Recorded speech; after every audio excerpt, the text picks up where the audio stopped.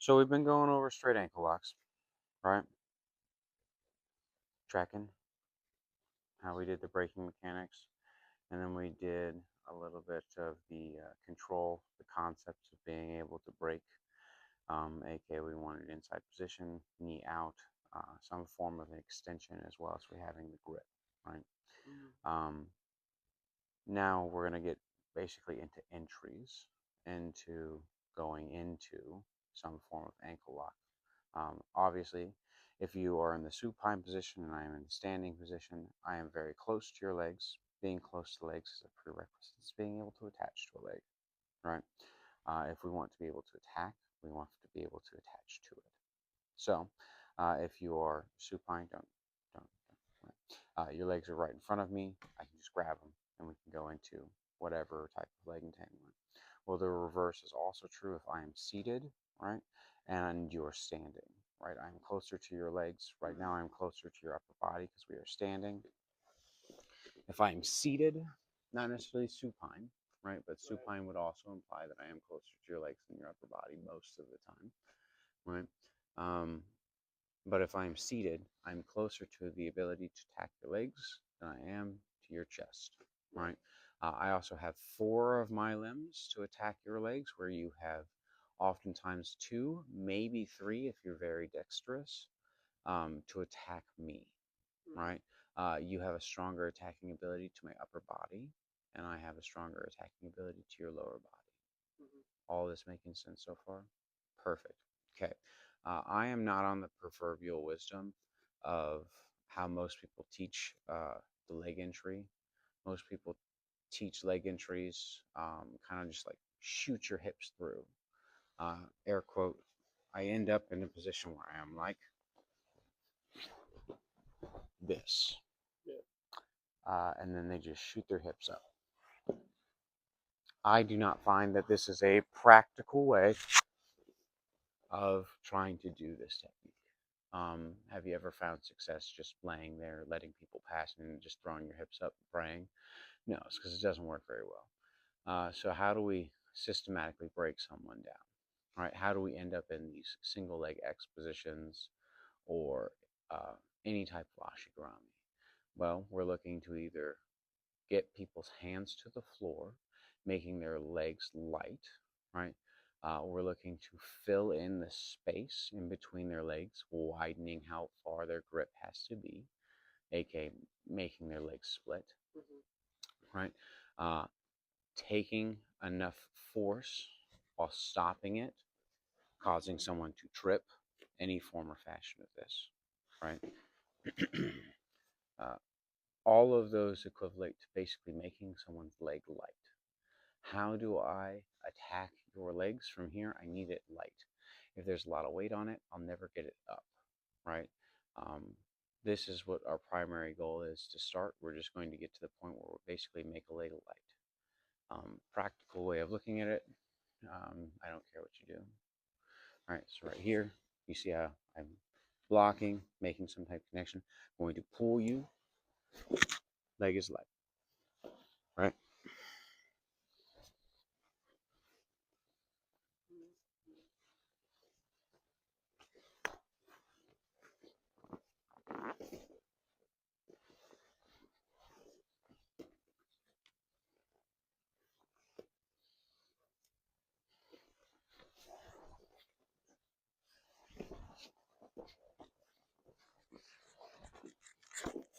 Leg is light.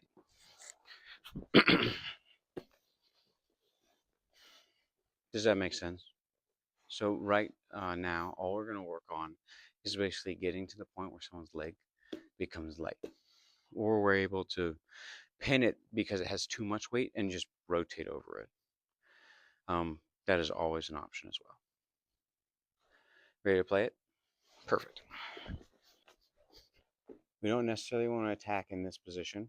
Again, we want to attack in the seated position, but if we must attack in this position, we're looking to basically fill inside positioning while covering some type of backward motion because we're going to apply some form of pressure forcing them back, right?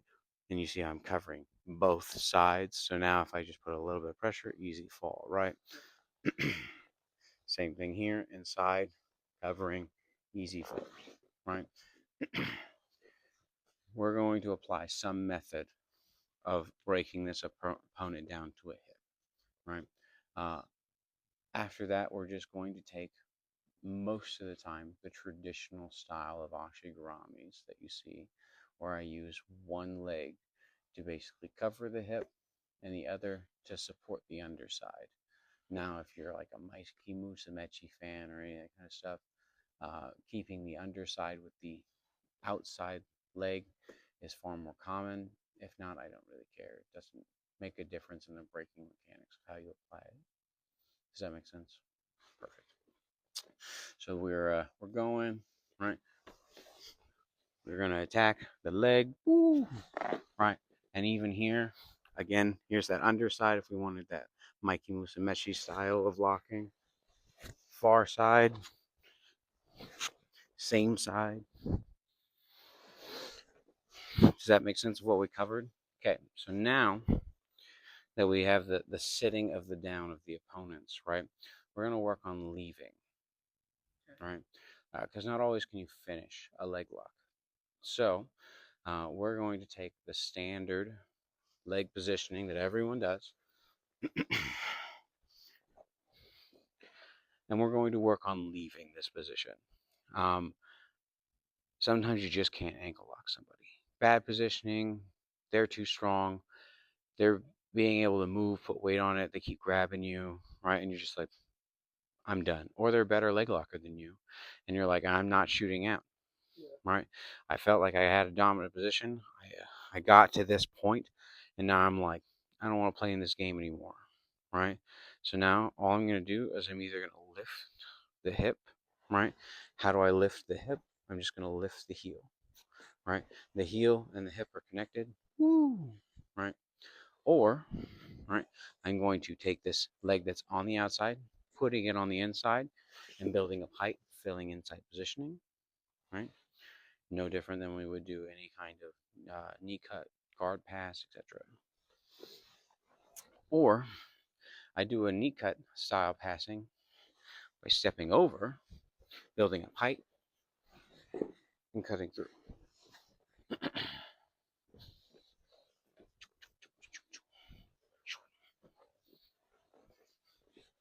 Standard style, right? So again, I can just let go and take the foot, the heel, and start putting it to the sky, right? If I do this, I can build up height, and your hip can't build up height. I can step over, right? Or sorry, we're going to do the under first because I think this one's more effective in my personal opinion. I'll basically take an under type of hook, right? And I'll build up into the inside space.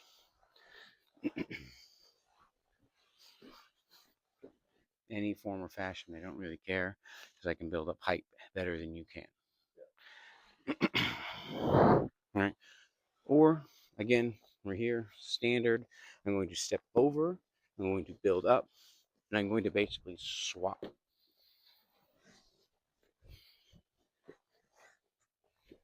you have any questions on those so far? I'll tell you the one that is most effective, just picking this up. Because you can do that motion in like a ton of spots, right? And if you can do a motion in a ton of spots, it's better to dictate or better to learn that skill and how you can apply it and what it feels like more than something that's very positionally specific. If that makes sense. We'll play with that for a little bit. Okay, so we just talked about entries and bailing, right? The combination of the two is how you stay in any type of leg entanglement. All right. So let's say I am going for the straight ankle lock. I'm going to take the limb. Can't get it, I'm off, etc. Right? The same methods that I would bail are like the same methods that I would use to change how I attack.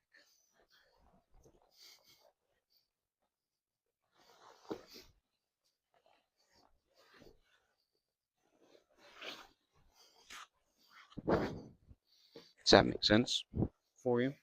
So those same things that we would do to bail, right? Lifting up, right? Putting our legs on the outside, putting our legs on the inside, right? Those are exactly the same things that we would do if we needed to swap positionings to attack another leg lock as well, right? And we also would use the same principles as our entries to go to the other leg, because we can always switch sides basically, right? We see this dilemma the most common in hand fighting, right? When we see a 2-on-1 or any type of wrist control, what is most people's first instinct is to touch it with their hands after they pull away. And as soon as they do that, right, they lock. What'd you do with your hand? Right, you put it right on top of mine. What is this? Same thing, right? So when we're in the leg entanglement,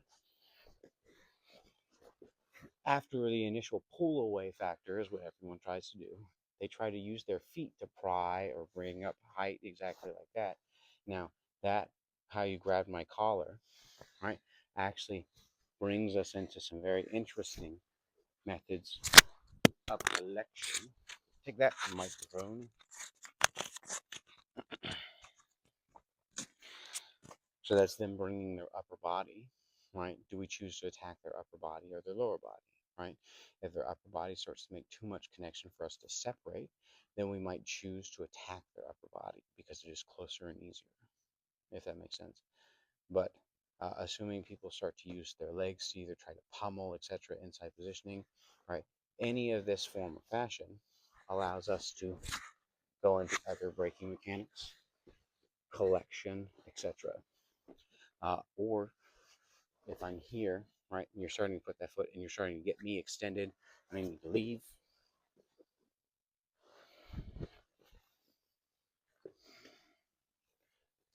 and I want you to note the power of being behind people's knees, right? This is no different than being behind someone's elbow. Powerful key for one's brain to know who's winning in a position, right? If you are behind my knee,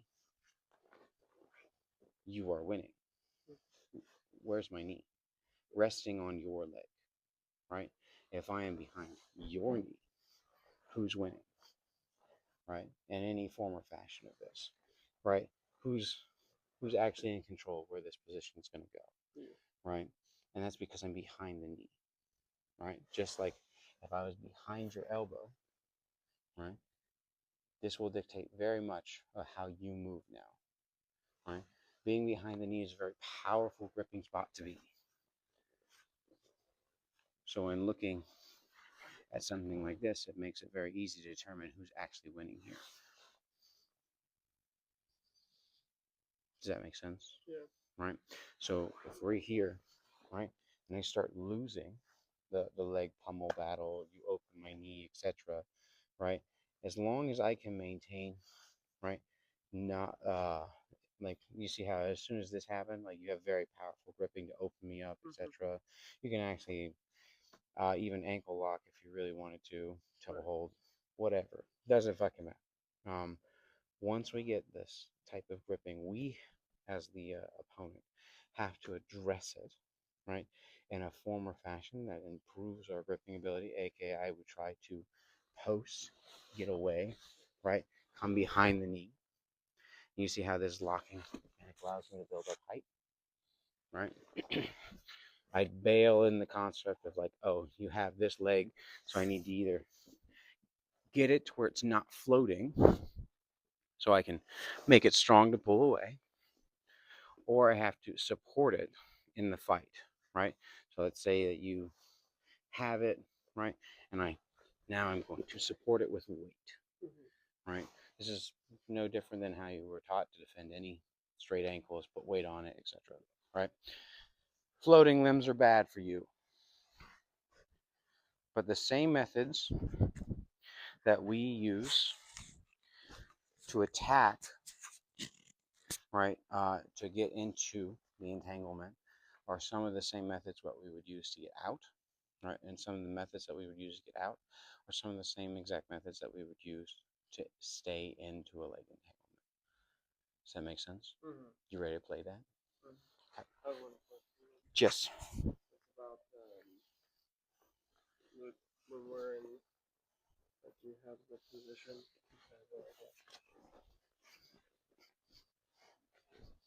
So does it play the same way if they're down here? Like if they get that off, okay. get the hit. Go ahead. You just follow underneath. You just swap.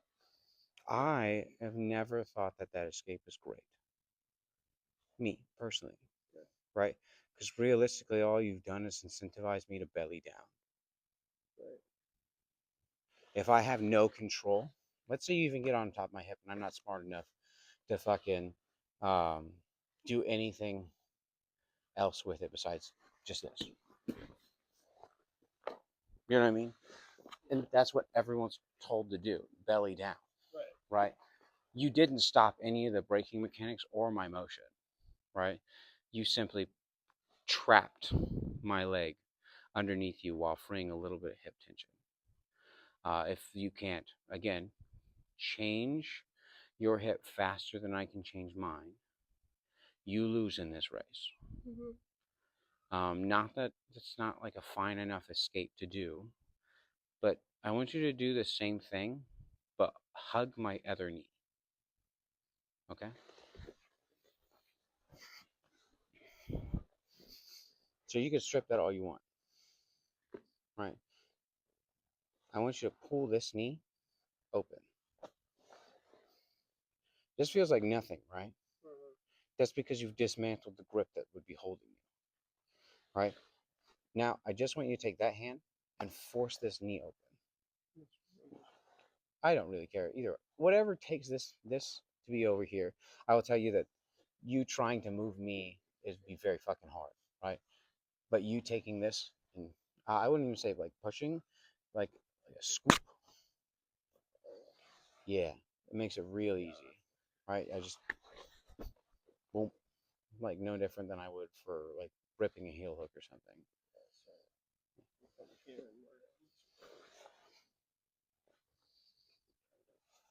And that's powerful, doesn't it feel? Right, and it doesn't feel like I have a whole lot, even like this, right? So this knee opens up. What is this doing? Right. Just get up, lift up your hip a little bit, and be like, oh damn it, right? Because it's not there, right? Um, and it's that power of the inside positioning. Um, if I can take away the gripping power of the inside positioning, you don't have a whole lot. I would hazard to guess that you could withstand that ankle lock for a long time if they were even able to apply pressure. Right. Does that help answer the question? Mm-hmm. But no, I don't. I don't care if people peel off my top heel. The top pressure that's stopping you from going away is actually the grip around your ankle. Does that make sense? Mm-hmm.